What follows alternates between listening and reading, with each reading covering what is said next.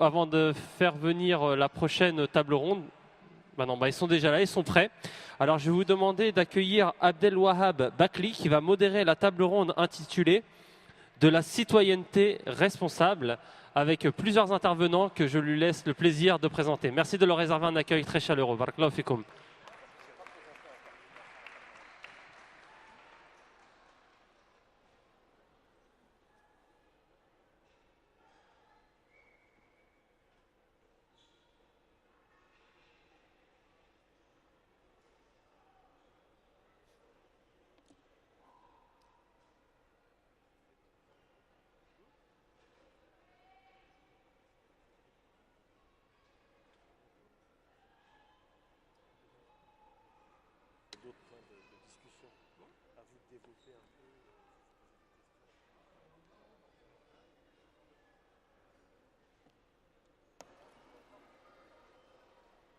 Bien, bismillah ar-Rahman ar-Rahim, wassalatu wassalam ala Sayyidina Muhammad wa ala alihi wa sahbihi ajma'in.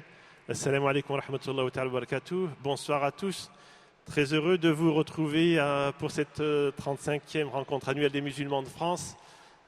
Avant peut-être de commencer, une petite pensée et un remerciement très chaleureux et très fraternel pour les organisateurs musulmans de France ainsi que le petit millier de bénévoles qui chaque année sont présents pour nous permettre de vous accueillir et de nous entretenir avec vous dans de très bonnes conditions. Merci encore pour eux. J'ai le plaisir et l'honneur d'animer une table ronde intitulée « De la citoyenneté responsable » avec des invités d'honneur. J'ai le plaisir de les revoir puisque, un peu comme vous, je les revois il y a à peine 10 minutes pour un certain nombre d'entre eux. Le premier intervenant est Ahmed El Msharfi, à ma gauche, ici présent, ancien maire adjoint de Reims. C'est un citoyen engagé et c'est un cadre dans le socio-médical, dans la vie professionnelle. À ma droite, tout de suite, à ma droite un peu plus loin, M. Kamel Béchik. Non, je ne peux pas dire extrême droite Kamel, d'accord, j'ai bien compris. Mais on est sur une thématique un peu citoyenne et un peu politique aussi. Donc Kamel Béchik, ici présent, qui est le président de l'association Fils de France. Et puis, tout proche de moi, notre ami et notre frère Mokhtar Seriket, qui est professeur et qui est aussi membre de la direction de Musulmans de France. La thématique de la citoyenneté responsable, être un citoyen responsable, que cela signifie? Il me semble que dans un premier temps, il est important de définir quelques termes. Est-ce que c'est simplement d'avoir 18 ans, de participer à des élections électorales ou simplement d'effectuer du tri sélectif? Si on en est là, pour moi, ce n'est pas suffisant, même si ça peut être important, mais ce n'est pas suffisant pour se dire être un citoyen responsable. Le responsable, c'est tout individu qui doit répondre de ses actes, de ceux d'autrui, de ceux dont il a le gardien. Et bien entendu, c'est une personne aussi qui est amenée à prendre des décisions.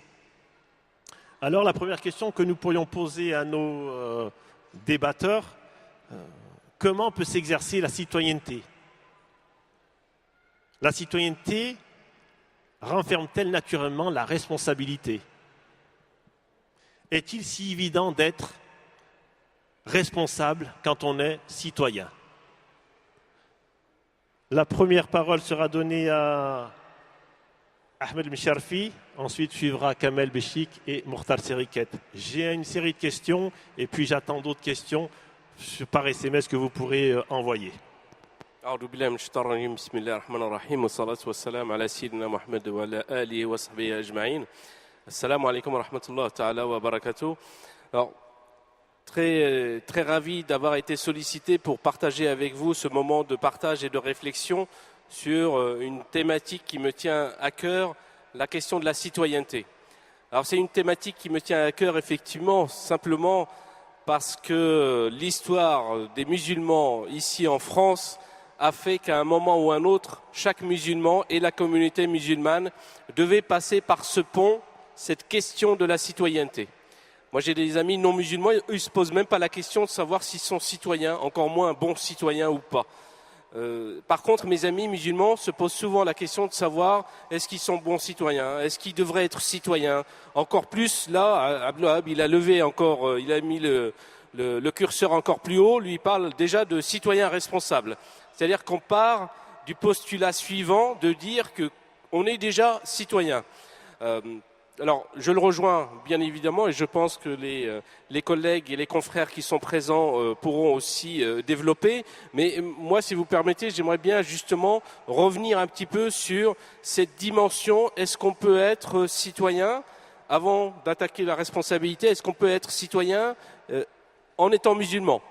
Parce qu'il faut savoir que pour certains, encore, on est en 2018, et c'est une question que moi j'entends autour de moi depuis 1992. Donc vous voyez, c'est pas d'hier.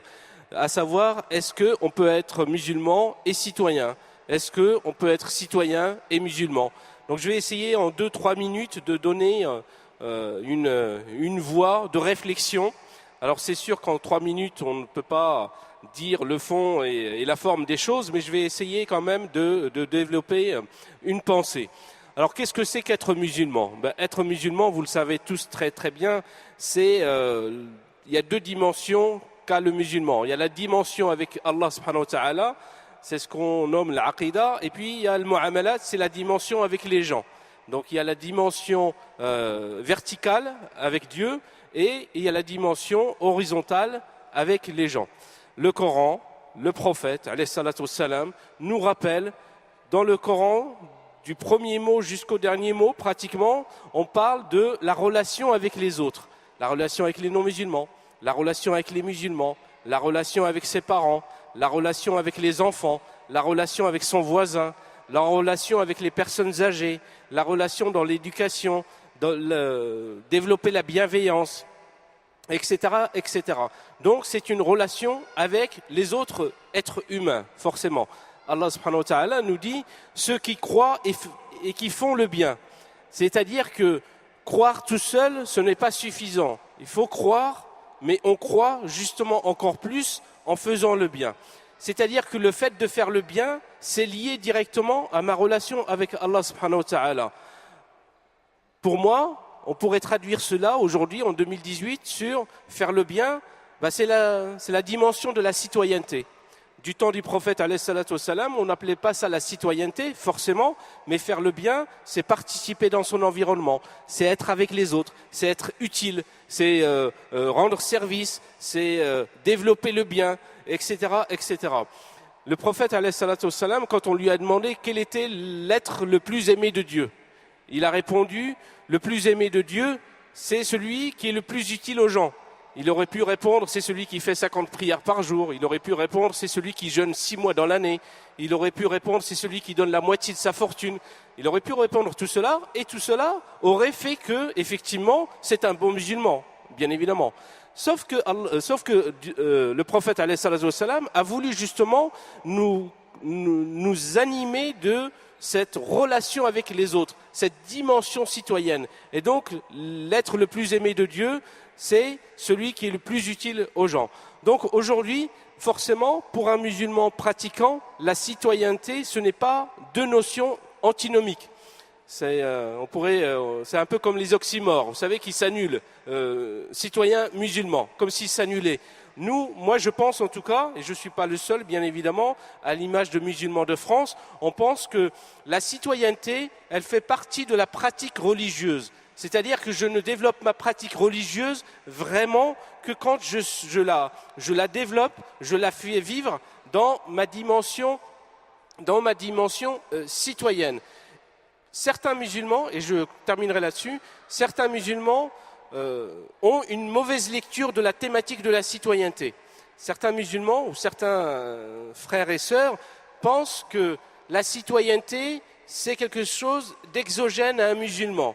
C'est-à-dire, c'est un concept occidental qui nous est imposé et que si on se prétend citoyen, c'est que quelque part on est déjà un petit peu moins musulman et que surtout on a notre esprit qui a été occidentalisé. Comme si la notion de citoyenneté fait partie de l'histoire de l'Occident et que c'est quelque chose extérieur au monde musulman, etc. Je pense que c'est une mauvaise lecture. C'est une mauvaise lecture de la citoyenneté, c'est une méconnaissance de la citoyenneté, et c'est d'ailleurs la méconnaissance de la citoyenneté et la méconnaissance de la religion qui font qu'à un moment, il y a deux grilles de lecture qui se regardent comme des chiens de faïence et qui disent l'une à l'autre, tu n'as rien compris dans la vie. Mais, alhamdulillah, nous sommes plusieurs millions ici en France à montrer au quotidien qu'on peut très bien être musulman, pratiquant, épanoui dans sa pratique. En tout cas, faisant au mieux par rapport à sa pratique. Et bien évidemment, on n'est pas parfait puisque nous ne sommes que des êtres humains et on peut toujours développer. C'est comme l'amélioration continue. L'amélioration continue, ça se fait aussi en religion, bien évidemment. Mais en tout cas, on a cette dimension de religiosité et cette dimension de citoyenneté qui peuvent se marier et se compléter parfaitement. Merci Ahmed. Donc Kamel, à ton avis, est-il si évident d'être responsable quand on est citoyen? Alors, moi j'ai un problème avec ce terme. Albert Camus disait « Mal nommer les choses, c'est ajouter à la misère du monde ». Et en fait, le mot citoyen, comme le mot laïcité, comme le mot république, sont des mots dont la définition varie selon la personne qui les emploie. Hier, j'ai cité une phrase très connue de Pierre Bourdieu qui dit quelque chose de simple. Un point de vue, c'est une vue à partir d'un point. C'est-à-dire que selon que je sois dans la salle, à tel endroit ou à tel endroit ou à tel endroit, je suis toujours dans la salle, mais je vois la salle de différentes manières. Eh bien, le mot citoyenneté, je pense qu'il est vu de différentes manières selon l'appartenance, notamment politique, philosophique, à laquelle on prétend. Alors moi, je ne sais pas. Un jour, une journaliste a interrogé Tarek Oubrou sur Fils de France, et en l'occurrence sur votre humble serviteur, son président. Et elle lui dit, mais alors qu'est-ce que c'est que ce Kamel Béchik là qui prétend à l'amour de la France? Et Tarek Oubrou lui a répondu quelque chose que moi-même j'aurais pas osé répondre, mais qui m'a semblé très pertinent.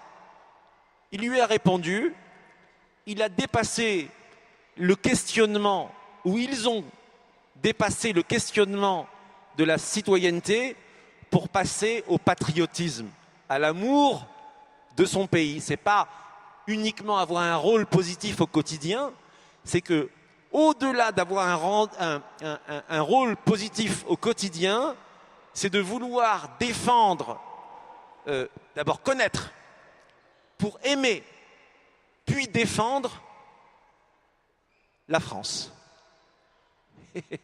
La France.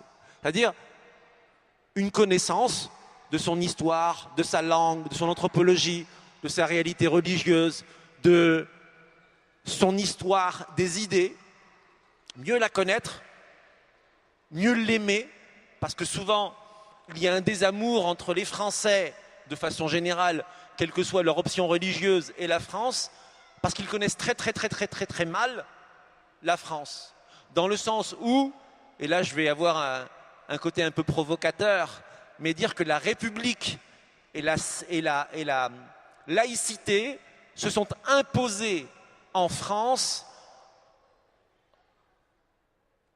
en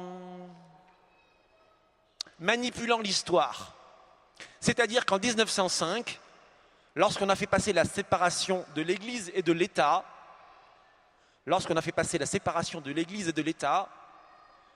l'Assemblée nationale était composée à deux tiers, c'est-à-dire presque 66% de francs-maçons, qui n'avaient pas une logique laïque dans le sens du rassemblement, mais qui avaient une logique laïque dans le sens anticlérical, c'est-à-dire anticatholique.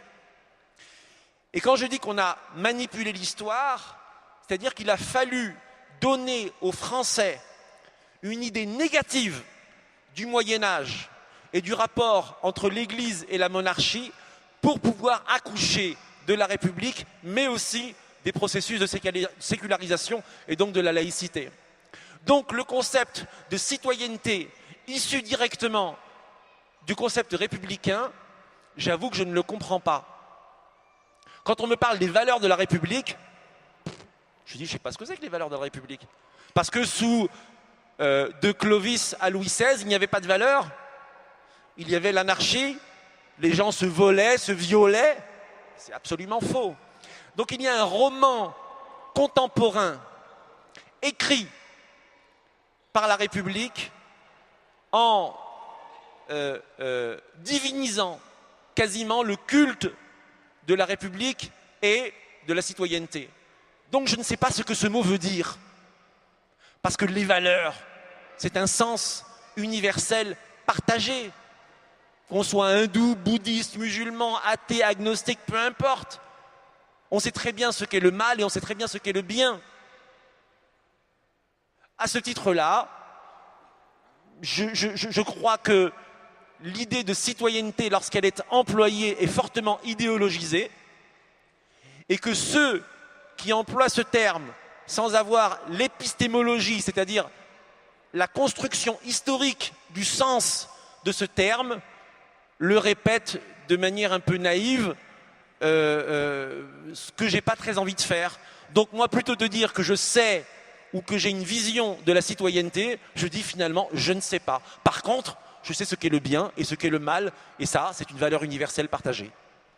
Merci pour ton intervention. Donc, si pour Mortal, certainement, la citoyenneté permet de faire le bien aussi, que penses-tu de faut-il être responsable pour être un bon citoyen? Je dirais pour moi, la citoyenneté implique déjà une responsabilisation. On n'a pas besoin de rajouter ce qualificatif à la citoyenneté pour qu'elle puisse prendre sa pleine mesure. J'ai un petit peu regardé les définitions qu'on avait sur la citoyenneté. Et c'est vrai que dans ce qu'on a dit, dans ce qui a été dit notamment par Ahmed Chafri, il y avait cette notion de contribuer au bien commun, c'est-à-dire de rendre service, de participer au bien-être de la société, qui je pense est un aspect de la citoyenneté. Mais je pense qu'il y a un versant de la citoyenneté qui prend toute sa dimension, c'est de contribuer à l'élaboration du projet de société. C'est-à-dire que le citoyen ne se contente pas simplement d'aider son voisin, de faire en sorte que dans sa rue, dans son environnement, ça se passe bien, mais il a aussi cette possibilité, peut-être ce devoir, de contribuer à l'élaboration d'un projet de société. Est-ce que c'est un droit ou est-ce que c'est un devoir? On pourra peut-être en discuter, mais je pense qu'elle est là toute la différence. Puisque, comme tu l'as dit, Kamel, on peut très bien aimer, faire le bien, avoir le sentiment de vouloir aider les autres, mais de pouvoir se sentir concerné de manière plus précise au destin d'une société, d'une ville, parce que là aussi la citoyenneté peut se vivre à différents niveaux, elle peut se vivre à l'échelle de la ville, à l'échelle du pays, mais aujourd'hui on parle de citoyenneté européenne parce qu'on élit des députés européens, et on parle aussi de citoyenneté mondiale, puisqu'aujourd'hui on se sent concerné par les sécheresses, par les transformations climatiques qui se passent à l'autre bout du monde. Donc aujourd'hui il y a tous ces éléments qui s'imbriquent. Donc c'est pour ça qu'aujourd'hui je pense, pour répondre à ta question, la citoyenneté doit s'apprendre. La citoyenneté n'est pas quelque chose d'inné. C'est pas quelque chose, on n'est pas à la naissance bon ou mauvais citoyen. C'est comme, je dirais, le permis de conduire. Je dirais presque qu'il faudrait peut-être instituer un permis de citoyenneté pour s'assurer de pouvoir contribuer de manière positive. Sans cela, les gens ne seront pas égaux dans leur pratique de la citoyenneté. En fonction de l'environnement familial, en fonction du contexte dans lequel ils ont vécu, ils n'auront pas les mêmes outils, la même méthode pour pouvoir faire œuvre de cette citoyenneté. C'est pour ça, là, je parle en tant qu'enseignant. Je pense que dans l'éducation nationale, l'éducation à la citoyenneté doit trouver davantage de place pour pouvoir vraiment préparer les nouvelles générations à cette citoyenneté. Et je terminerai aussi là-dessus parce que je pense que c'est aussi un des éléments qui est important. La citoyenneté, c'est aussi pouvoir être connu et reconnu dans un ensemble. C'est de pouvoir être accepté d'être légitime, puisque là aussi, la légitimité, on peut la vouloir, mais est-ce que la légitimité, on vous la donne de pouvoir contribuer? Et donc là, il y a aussi un sentiment d'appartenance qui doit également accompagner la citoyenneté au-delà des définitions juridiques qu'on peut en trouver. Merci Mortar. Vous avez certainement dû tous constater que de plus en plus, les concitoyens se sentent un petit peu lésés ou alors dépossédés de leurs droits, de cette citoyenneté. On vit une société de plus en plus moderne, de plus en plus industrialisée, une société qui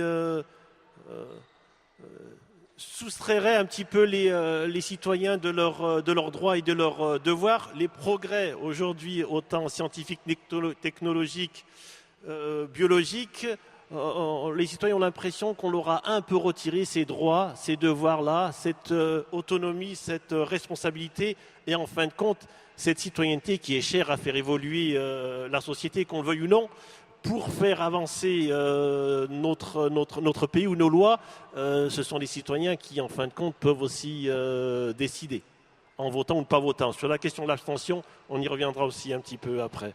Qu'en penses-tu Non, effectivement, le modernisme fait en sorte que la place de l'humain se réduit un petit peu comme peau de chagrin, ou en tout cas, elle prend une nouvelle façon d'être. Par exemple, de plus en plus des démarches administratives, vous n'avez plus besoin d'aller dans un bureau, rencontrer quelqu'un et expliquer votre souffrance et vos difficultés et vos besoins. De plus en plus, les démarches administratives se font par des clics avec une souris. Les élections, d'ailleurs, de plus en plus, on pense qu'un jour, on arrivera à vous faire voter de chez vous, directement. Plus la peine de vous déplacer dans un bureau de vote, mais vous pouvez d'un clic voter pour le président que vous voulez, pour le maire que vous voulez, etc. Certainement qu'un jour on y arrivera. Mais c'est vrai que cette évolution technologique fait que, non pas qu'il y a de moins en moins de dimension humaine chez les individus, mais il y a peut-être de moins en moins de possibilités de rencontres, c'est-à-dire d'être ensemble. Voilà, moi je préfère aller dans un bureau de vote, voter simplement. Pourquoi? Parce que ça me permet de voir mon boulanger, mon boucher qui habite le même quartier que moi, voter en même temps. Voilà, je dis pas que ça crée plus de liens avec son boucher ou avec son boulanger, mais simplement qu'à un moment, dans notre quotidien, on partage quelque chose de commun sur la destinée, sur le devenir de ma ville, sur le devenir et sur le choix de mon pays. Certes, cette dimension un peu technologique est une difficulté. Je pense que c'est aux individus forcément là aussi d'innover, parce que je pense que la dimension de la citoyenneté, c'est une dimension qui se vit différemment. Ce que disait tout à l'heure Kamal, effectivement, je pense que la citoyenneté au 18e, au 19e, au 20e siècle, au 21e ne sera pas la même citoyenneté qu'au 22e siècle, simplement parce que la citoyenneté, elle est construite au quotidien par les êtres humains qui partagent une destinée commune. C'est-à-dire, c'est un peu, si vous me permettez, c'est comme le bateau France, c'est le cas de le dire. Le bateau France, on est tous dans le même bateau. Sauf que dans ce bateau-là, il faut des règles. Dans ce bateau-là, il faut une direction pour que le bateau, justement, tienne à flot. Dans ce bateau-là, il y a des responsabilités à avoir. Dans ce bateau-là, chacun doit avoir un rôle. Et au niveau de la citoyenneté, ce que tu disais, Abdelwahab, la citoyenneté, c'est que chacun a sa place. C'est quelque part, on pourrait dire, un statut juridique qui permet à chacun d'avoir sa place, d'avoir une place et, a fortiori, on parle un peu de citoyenneté responsable, avoir une place active. Donc voilà, moi je pense que la citoyenneté, c'est plus que l'amour du pays. Il y a l'amour du pays et je partage ce que disait Kamel, mais pour moi, au-delà de l'amour du pays, est-ce que par exemple, une personne d'origine étrangère, est-ce qu'elle peut être citoyenne ici en France? C'est une question. Voilà. Est-ce qu'aujourd'hui, ce que tu disais, de plus en plus, on parle de la citoyenneté européenne. Un Allemand qui vit ici, en France, est-ce qu'il peut être citoyen? La réalité nous montre quand même qu'il y a une évolution. Aujourd'hui, dans les élections locales, Alors là, je ne veux pas réduire la citoyenneté uniquement au vote, mais simplement un exemple. Dans les élections locales, il y a 10 ans, 20 ans plutôt, les Allemands, les Anglais, bientôt les Anglais ne pourront peut-être plus, mais les Allemands et les Anglais ne pouvaient pas voter. Aujourd'hui, pour choisir le maire d'une ville, un Allemand habitant la ville peut choisir, peut donner son avis sur le choix de son maire. Donc voilà, c'est une dimension effectivement qui se développe. Je pense que la dimension technologique, c'est une dimension qu'il faut maîtriser, qu'il faut connaître, il ne faut pas en avoir peur. Après, effectivement, je pense qu'il faut faire confiance à l'intelligence humaine pour essayer de construire une citoyenneté en lien. Mais la citoyenneté, excuse-moi et je terminerai là-dessus, la citoyenneté a aussi pu être largement développée grâce aussi aux réseaux sociaux. Donc voilà, il y a aussi un développement technologique qui permet de rebooster un petit peu une certaine citoyenneté. Merci. Kamel, alors une autre question, mais tu pourras répondre sur celle-ci aussi. Une inquiétude se développe de plus en plus auprès de nos concitoyens. Et peut-être un peu particulièrement sur les citoyens de confession musulmane avec cette question de l'islam de France. Ce sentiment que les musulmans seraient de plus en plus stigmatisés. C'est une réalité. En tous les cas, c'est un sentiment qui peut quel est ton point de vue sur ce sujet-là et comment un responsable, un citoyen pourrait contribuer à un meilleur vivre dans notre pays là? J'ai eu peur d'entendre le mot vivre ensemble qui me fait hérisser les poils tellement le sang s'est galvaudé. Mais tu ne l'as pas employé, je t'en remercie. Merci de l'avoir remarqué en tous les cas. Je fais partie des gens qui ont beaucoup cru au fait que le monde des valeurs traditionnelles qui unit ce monde des valeurs traditionnelles qui unit juifs, chrétiens, protestants catholiques, musulmans, pouvait encore avoir un effet de résistance sur le déchaînement du progressisme, entre guillemets, à détruire les valeurs fondamentales de ce pays qui s'est construit sur le catholicisme, donc les valeurs du catholicisme. J'ai été, peut-être certains d'entre vous le savent, un des porte-parole de ce qu'on a appelé la manif pour tous. La manif pour tous, qui s'opposait au projet de loi du mariage entre deux hommes ou entre deux femmes. Personnellement, je me suis engagé dans cette lutte au nom de mes valeurs musulmanes. Et j'ai rencontré dans cette lutte des Français comme moi qui s'engageaient dans cette lutte au nom de leurs valeurs catholiques, d'autres au nom de leurs valeurs protestantes, d'autres au nom de leurs valeurs juives. Nous avons réuni 1 300 000 personnes. 1 300 000 personnes sur l'avenue de la Grande Armée. Et cela n'a absolument rien changé. Absolument rien changé. 1 300 000 personnes sur la Grande Armée, ça ne s'était pas vu depuis 1789. C'est-à-dire que la manif pour tous a été le mouvement social le plus massif depuis la Révolution française. Ça n'a rien changé. Ce que je veux dire par là, c'est que il y a des forces, des forces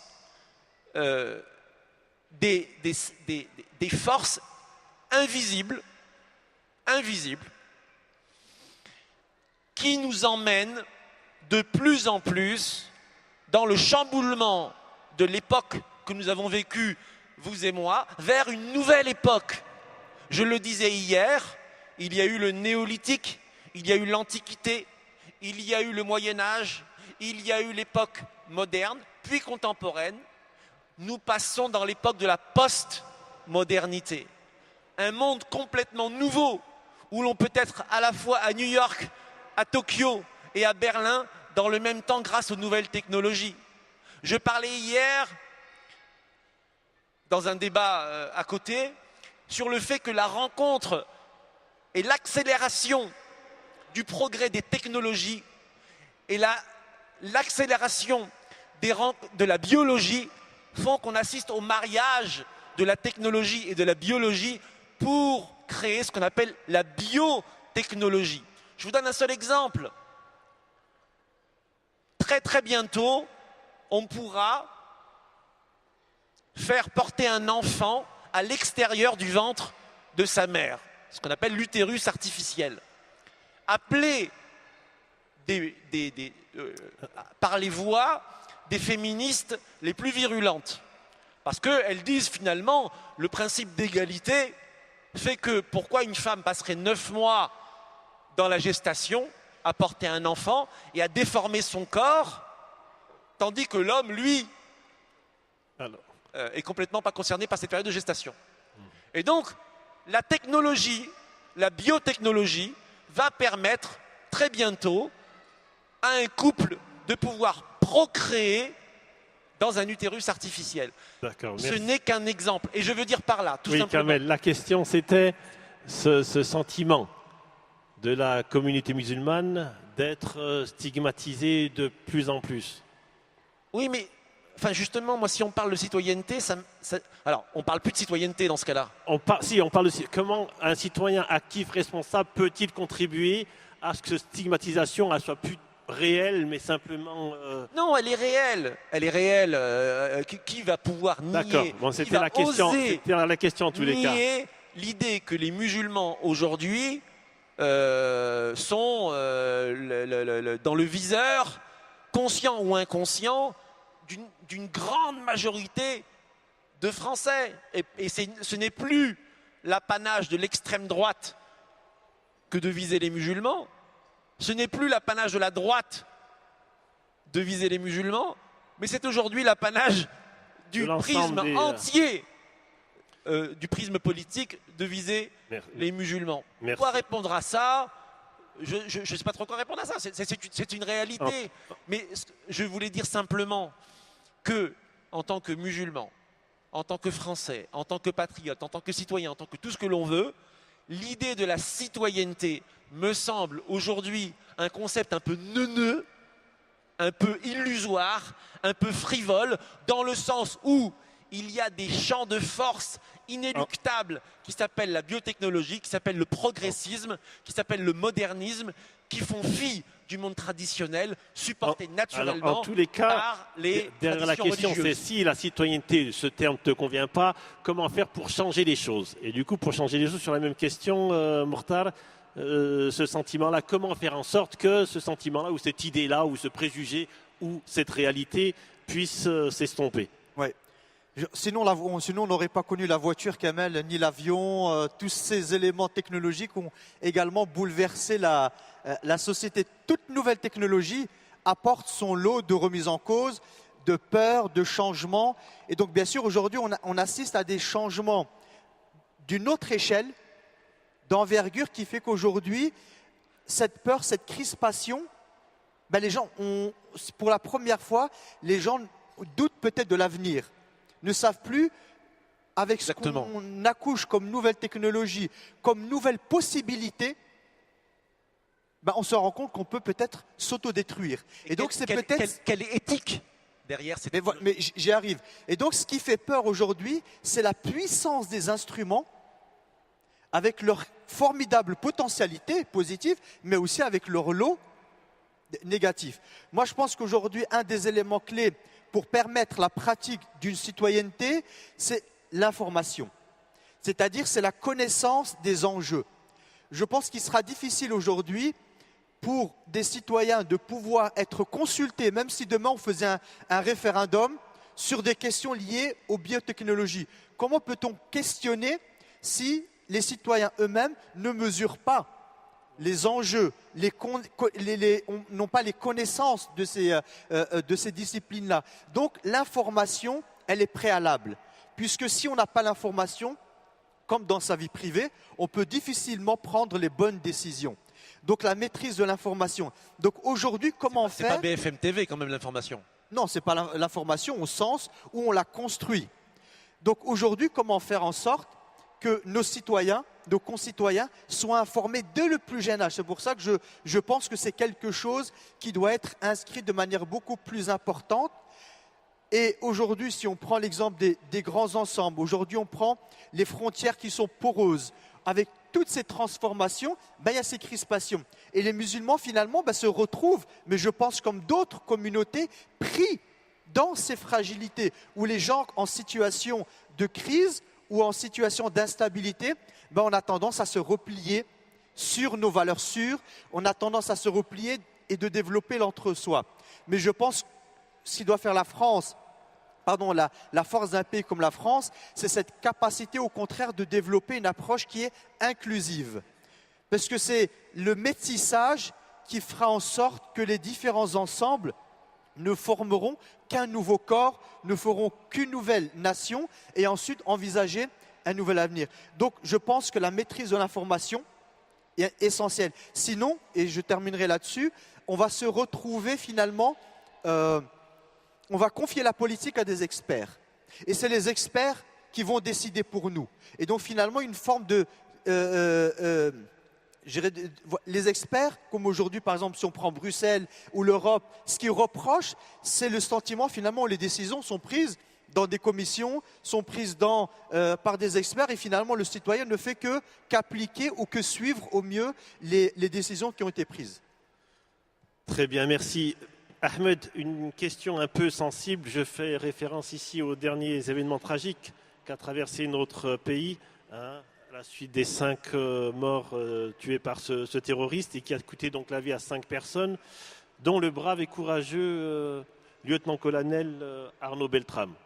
Est-ce qu'on pourrait dire que le summum, la limite suprême de la citoyenneté, ça serait donner sa vie pour sauver celle d'un autre concitoyen, sacrifier sa vie pour, c'est-à-dire une citoyenneté extrême, de valeur, d'honneur, ça serait ça. Alors, effectivement, c'est un geste fort, certainement. Ça peut être interprété, je pense que chacun l'interprétera suivant sa grille de lecture. Un musulman va l'interpréter d'une certaine manière, un catholique, fervent pratiquant, va l'interpréter d'une autre manière, avec un autre vocabulaire, le don de soi, etc. etc. Néanmoins, je pense que la dimension de la citoyenneté, contrairement à mon frère Kamel, moi je ne trouve pas que c'est quelque chose de neuneux, parce que justement, je pense que la citoyenneté, elle nous permet de se retrouver musulmans, juifs, catholiques, agnostiques, athées, etc., sur un minimum de valeurs communes. Un minimum de valeurs communes. Et justement, on parlait de les craintes un petit peu du modernisme. Et le modernisme, qu'est-ce qui peut le freiner? Ou si on ne peut pas le freiner, comment l'orienter, comment le contrôler? L'être humain ne peut contrôler le modernisme qu'à base d'une certaine éthique, ce qui a été dit tout à l'heure, avec certaines valeurs. Le modernisme n'a pas de valeur. Alors, je ne veux choquer personne, mais pour faire raccourci, le modernisme n'a pas de valeur. Celle de l'argent. Voilà, le modernisme, c'est effectivement, voilà, il y a un autre objectif que partager des valeurs ou partager des choses avec son concitoyen, etc. Je pense que le geste d'Arnaud Beltrame, effectivement, peut s'inscrire dans cette dimension de, voilà, on est arrivé à un niveau de partage de valeurs et partage d'une certaine citoyenneté dans comment se rendre utile aux autres. Pour moi, la citoyenneté, alors, vous savez, pour les musulmans, c'est facile la citoyenneté. Je suis d'accord avec toi, Kamal, quand tu dis, des fois, c'est difficile de définir certaines choses. C'est vrai, bien évidemment. Mais ce n'est pas parce que c'est difficile qu'on doit s'interdire d'en parler. On est en train, c'est à nous de trouver les définitions. Pour moi, quelque part, en tant que musulman, là, je me prononce, pour moi, la citoyenneté, c'est quoi? C'est la lutte contre l'injustice. La lutte contre l'injustice, ça, c'est quelque chose qui parle à tous les musulmans, qui parle à tous les juifs, qui parle à tous les chrétiens, qui parle à tous les athées, à tous les agnostiques, etc. La lutte contre l'injustice, pour moi, c'est une valeur qui peut être religieuse quand on est croyant et pratiquant, mais c'est aussi une valeur citoyenne. Et donc cette valeur citoyenne de lutte contre l'injustice peut aller jusque certains gestes, et notamment, effectivement, le sacrifice d'Arnaud Beltrame, qui a été un sacrifice réfléchi. C'était un sacrifice choisi. Il a joué un rôle. Il a choisi ce rôle. Et justement, ce qu'on disait tout à l'heure, la citoyenneté, c'est un statut juridique qui permet à chacun d'exister dans un environnement et, si possible, encore mieux, exister selon ses choix. C'est-à-dire, j'existe dans un environnement, dans un pays, mais je n'existe pas parce que les uns ou les autres souhaitent que je sois là ou là. J'existe parce que moi, j'ai choisi d'exister comme ça. J'ai choisi d'apporter ma plus-value comme ça. Et effectivement, on peut avoir cette lecture sur l'acte d'Arnaud Beltrame. Il a choisi ce rôle-là, il a choisi cette place-là, et donc on ne peut que lui être reconnaissant forcément. Merci Ahmed. Kamel, alors je reviens sur les valeurs humaines et les valeurs citoyennes, parce que quelque part, toutes les deux existent. Sont-elles contradictoires, complémentaires ? En fait, tout dépend ce qu'on met derrière le mot valeur, tout dépend des. C'est-à-dire les valeurs d'un franc-maçon anticlérical ne sont pas les valeurs d'un catholique fervent, comme disait tout à l'heure Ahmed Sharfi. Donc je ne sais pas de quoi on parle, c'est tout.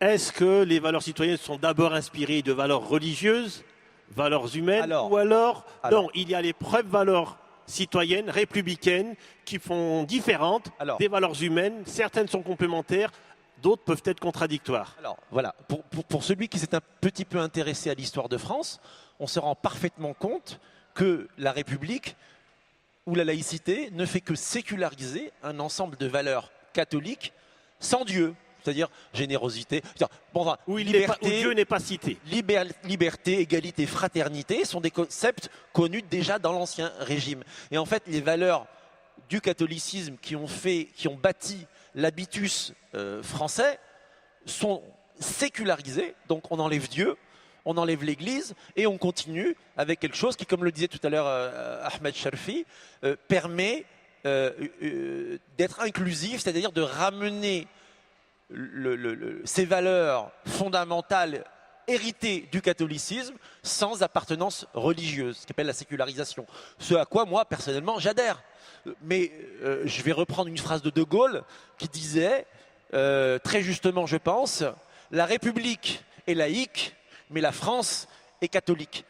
Alors, on peut aussi remettre en cause aujourd'hui cette catholicité à l'aune de la postmodernité, à l'aune de la mondialisation. Mais si on le fait honnêtement, Ahmed, Abdelwahab, Mokhtar et Kamel, on la remet en cause pour la France, cette catholicité, mais on remet en cause l'islamité de l'Algérie, on remet en cause l'islamité du Maroc. C'est-à-dire qu'on accepte le fait que des éléments que nous sacralisons inconsciemment, c'est-à-dire l'islam et ses pays d'origine, soient aussi pris dans la mondialisation, comme la France a été prise dans la mondialisation par la Révolution, par la sécularisation, par 1905 et par aujourd'hui l'effacement de ces valeurs catholiques. Mais est-ce que véritablement nous sommes prêts, et je termine, est-ce que véritablement ici dans la salle, nous sommes prêts à accepter de la même manière que la France soit dépossédée de son identité religieuse naturelle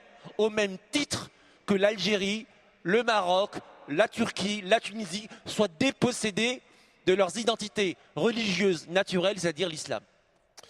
Merci Kamel. Mokhtar, une autre question. On a souvent parlé de l'abstention qui en France était très élevée. Ce sentiment, cette épidémie en tous les cas d'abstention gagne un peu tous les pays d'Europe. Pour ne pas dire ceux du monde. À ton avis, le vote doit-il rester un droit ou doit-il devenir une obligation, un devoir? C'est discuté dans un certain nombre de cercles. Est-ce que nous allons obliger tout citoyen ou présent en France à aller voter, comme c'est dans le cas dans un ou deux pays, il me semble? Peut-être d'abord, il faudrait qu'on tranche, est-ce que c'est un droit ou un devoir? Je pense qu'une fois qu'on aura tranché cette question, on y répondra assez rapidement. Mais je ne sais pas si ça va régler... En tous les cas, aujourd'hui, c'est un droit pour les citoyens. Mais je ne sais pas si en apportant que cette approche, on va résoudre le problème de fond. Je pense qu'aujourd'hui, l'abstention, déjà, elle n'est pas homogène. Elle ne touche pas de la même manière toutes les classes de la société. Il y a des zones géographiques, il y a des catégories sociales qui sont beaucoup plus abstentionnistes que d'autres. Celles qui aujourd'hui sont certainement les plus abstentionnistes, c'est qu'elles considèrent que leur rôle, leur impact, le changement qu'elles peuvent avoir via ce geste, finalement, est illusoire. Donc pourquoi pratiquer un acte qui de toute façon n'aura pas d'incidence dans leur vie quotidienne, n'aura pas d'incidence à l'école, dans le quartier, dans la sécurité de leur environnement. Donc je pense qu'aujourd'hui, et vraiment c'est l'élément central, on doit revenir dans une éducation de la citoyenneté parce que mon postulat, c'est que ce n'est pas quelque chose de naturel. Aujourd'hui, il est très difficile. Ceux qui généralement sont impliqués dans ce milieu-là, c'est parce que dans leur environnement familial, dans leur contexte, ils ont vu pratiquer cette citoyenneté. Ils l'ont vu s'exprimer. Et donc, pour ces autres enfants de la nation, il va falloir leur proposer des modèles. Et donc, je pense qu'il faut absolument passer par là. Et juste pour terminer également, pour moi, ce qui me tient aussi à cœur, c'est cette notion de bien public. Pour moi, la citoyenneté s'oppose à l'intérêt individuel, à l'intérêt personnel. Et là, en fond de la citoyenneté, il y a aussi la question du rapport entre le privé et le public. Et là aussi, c'est une question de fond. On a cité le cas du colonel Beltrame, c'est un gendarme. Donc, fonctionnaire, formé à pouvoir militaire, à préserver l'intérêt public. Finalement, il ne s'est pas posé la question de savoir qui était en face de lui, quelle était sa classe sociale, est-ce qu'il était riche, est-ce qu'il était pauvre, est-ce qu'il méritait d'être sauvé ou pas. Et je pense que notre plus grand bien, c'est cela qu'on doit préserver. Si chacun vient à protéger uniquement ses intérêts propres, son environnement propre, ben là, je pense qu'on fasse le vote obligatoire ou pas, ça ne changera pas grand-chose. Alors, comme tu dis que c'est une chose très très importante, quand même cruciale, pouvoir choisir, prendre soin de la chose publique, res publica, ne devrions-on pas obliger le vote sous peine d'une sanction? Alors effectivement, c'est une bonne question. C'est une question qui revient assez régulièrement. Le plus grand parti de France, c'est le parti de l'abstention. Et les musulmans sont de bons Français parce que la plupart des musulmans ne votent pas. Quand certains musulmans osent dire qu'ils ne sont pas français, ils se comportent comme de bons Français, ils ne votent pas. Donc ça, c'est paradoxal. Après, la rendre obligatoire, c'est... il y a deux écoles. L'école de dire, ce que disait Mortar, la citoyenneté, c'est lutter contre l'individualisme, c'est plus de cohésion sociale, il faut la pratiquer, il disait apprendre la citoyenneté, puis ensuite, quand on apprend, c'est pour pratiquer, donc c'est aussi par la pratiquer. Et puis, on se dit que le vote, quelque part, c'est laisser la possibilité aux gens de faire ce choix-là. On parlait tout à l'heure de la citoyenneté, c'est je choisis comment je veux être dans cet environnement.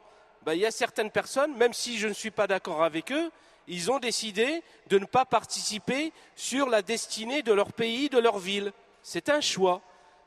Un choix, c'est un choix. Même si ce n'est pas le mien, c'est celui de l'autre. Même si je pense qu'il est mauvais, c'est son choix à lui. Mais je ne peux pas, moi, venir avec mes gros sabots et lui dire « t'as rien compris à la vie, c'est moi qui sais tout et tu devrais être comme moi ou suivre ma voie à moi ». C'est un choix sur lequel je ne suis pas d'accord, mais c'est quand même son choix. Donc il y a cette dimension de se dire « on respecte le choix de l'autre malgré son mauvais choix ». C'est une dimension, parce que ça lui permet d'être citoyen. C'est une façon d'être citoyen. C'est comme dans une classe. Dans une classe, vous êtes prof. Il y a pas mal de profs ici, vous avez des élèves moteurs, et puis vous avez des élèves timides, et puis il y a des élèves qui s'inscrivent dans une classe. Alors quel est le rôle du prof? C'est de permettre à l'élève qui est timide d'avoir quand même une place dans cette classe. Il ne sera pas le moteur, certes, mais on essaiera quand même de lui donner une place dans cette classe. Voilà, donc respecter le choix des uns et des autres, c'est respecter la dimension de la citoyenneté, aller contre le choix des uns et des autres, et donc forcer, obliger le vote, c'est quelque part tuer un petit peu la dimension volontaire et la dimension de la citoyenneté. Merci Kamel, une minute pour terminer, Mortar aussi, ensuite Ahmed, et je conclurai Inch'Allah Ta'ala. Kamel, oui, mais la question, il n'y a pas de question. Pas de question, peut-être sur le droit de vote, une obligation, faire une obligation. Non, je veux même pas. Non, je veux pas. Un mot de la fin, sinon sur le sujet. Parce que de toute façon, lorsque l'on parle du droit de vote, le vote me semble lui-même illusoire. puisqu'il n'y a plus véritablement de projet de droite ou de gauche.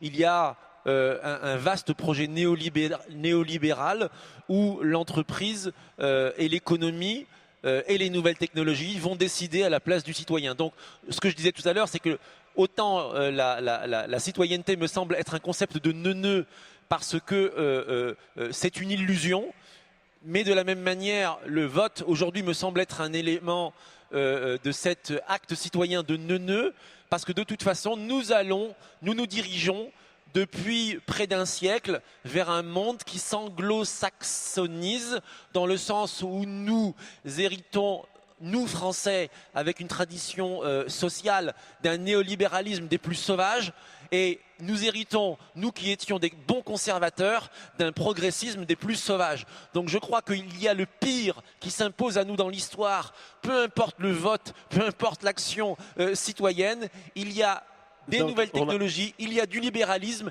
et il y a de tout état de fait, un monde traditionnel qui s'efface. Ne faisons plus rien et laissons les autres faire à notre place. Non, je dis simplement qu'il faut être lucide. C'est pas la même chose.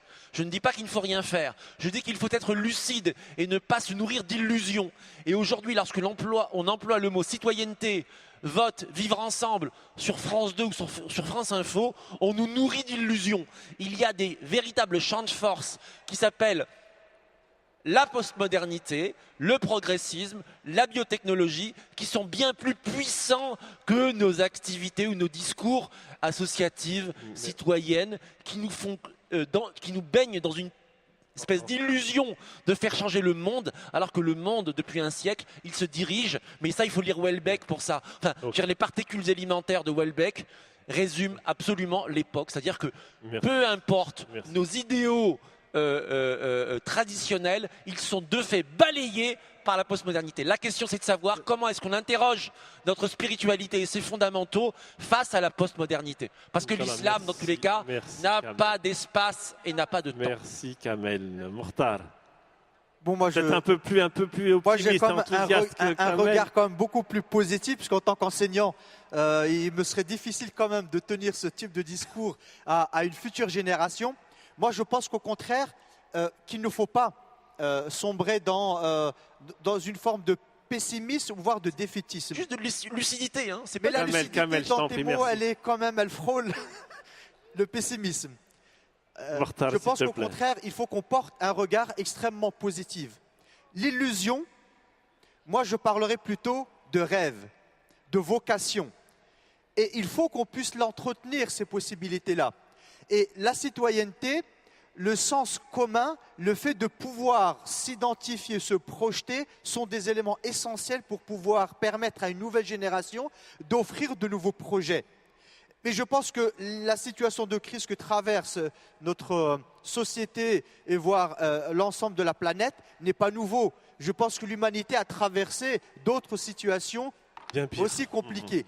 Aujourd'hui, nous avons les moyens, je pense, d'avoir une situation de pouvoir agir. Ces nouvelles technologies offrent des possibilités, offrent de nouvelles perspectives humaines.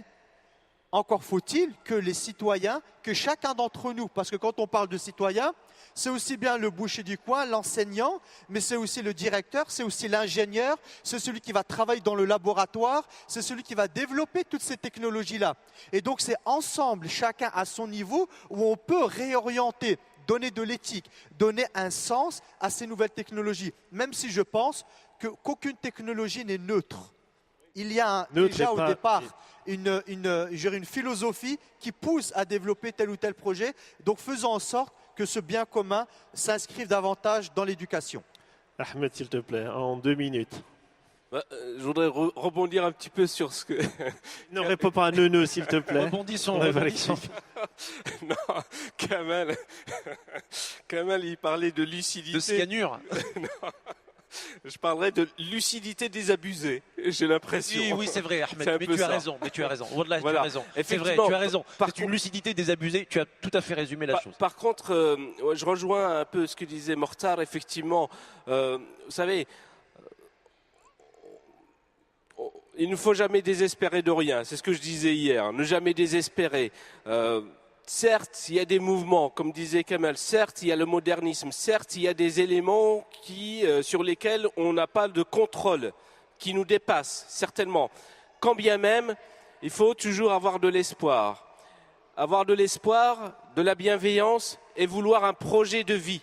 Le prophète, alayhi salatu wassalam, et je conclurai là-dessus, quand il a eu le message, il avait toute la société contre lui. Il n'a pas été désabusé, il n'a pas dit « tout le monde est contre moi, personne n'entendra mon message » et que ça va être difficile. Certes, c'est difficile, ça a été difficile, mais quand bien même, justement, l'honneur de notre nature humaine, c'est que nous, on arrive à dépasser l'impossible. Voilà, donc je pense qu'effectivement... L'impossible n'est pas français. L'impossible n'est pas français, encore plus, Barakallahu fi Kamal.